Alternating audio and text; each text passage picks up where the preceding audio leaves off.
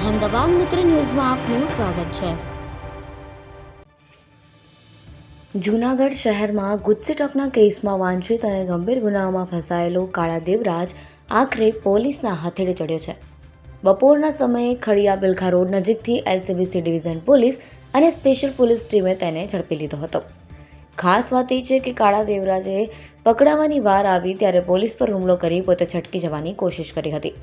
પોલીસે જીવના જોખમે તેનો પીછો કર્યો, કાયદાની પકડમાં લીધો અને તેના વિરુદ્ધ હત્યાની કોશિશનો ગુનો નોંધ્યો। આરોપી કાળા દેવરાજ પર 107 જેટલા ગુના નોંધાયેલા છે। થોડા સમય પહેલા વહીવટીતંત્ર દ્વારા તેના બંગલાનું ગેરકાયદેસર બાંધકામ હોવાનું જણાતા ડિમોલેશન કરવામાં આવ્યું હતું। ત્યારથી તે 2 મહિનાથી ફરાર હતો।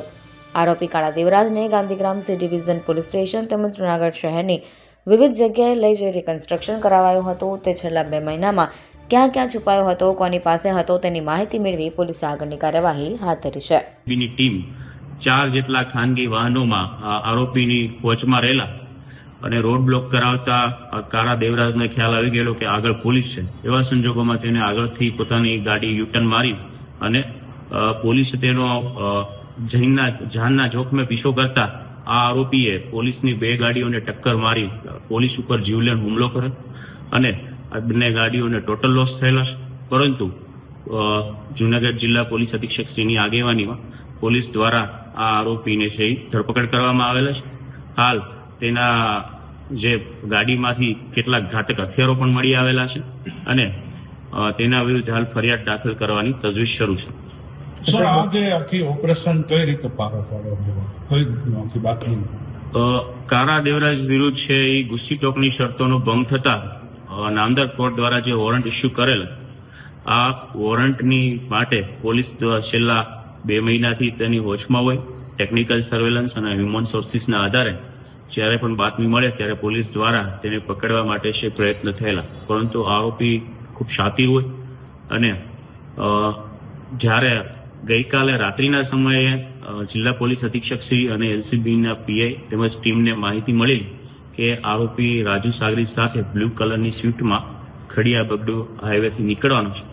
તેવા સમયે છે પોલીસ અધિક્ષક શ્રી તથા એલસીબી પીઆઈના આ રૂટ ઉપર અલગ અલગ જગ્યાએ જે સ્ટ્રેટેજિક લોકેશન છે તેમાં 4 ખાનગી વાહનોમાં રહેલા, પરંતુ આરોપીને પોલીસ આગળ રોડ બ્લોક કરાવવાની જે ખબર પડી જતા તેને ગાડીના યુટર્ન મારેલા અને પોલીસ તેમનો પીછો કરતા જે પોલીસની ગાડી હતી તેમને પણ જીવલેણ હુમલો કરવાના ઈરાદે ટક્કર મારેલી, જેથી કરીને પોલીસ કર્મીઓને ઈજાઓ પણ થયેલી છે। તેમજ પરંતુ પોલીસ દ્વારા છે જીવના જોખમે પણ આ આરોપીને રાઉન્ડ અપ કરેલા છે અને તેની ગાડીમાંથી કેટલાક ઘાતક હથિયારો પણ મળી આવેલા છે। હાલ આ વધુમાં આ આરોપીની પૂછપરછ શરૂ છે કે 2 મહિના સુધી ક્યાં નાસ્તો ફરતો હતો તેમજ તેને કોને કોને મદદ કરેલી છે, અન્ય કેટલા ગુનાઓ આ સમય દરમિયાન કરેલા છે। આ તમામ દિશામાં હાલ તેની તપાસ પણ શરૂ છે। સાથે સાથે છે એ જે પોલીસ ઉપર જીવલેણ હુમલો કરવાનો પ્રયાસ કરેલા છે તેના પણ એફઆઈઆર દાખલ કરવાની તજવીજ શરૂ છે। સર, સોશિયલ મીડિયામાં ઘણા બધા વિડીયો પોતે મૂકે છે, તો એ બાબતે તપાસ થશે?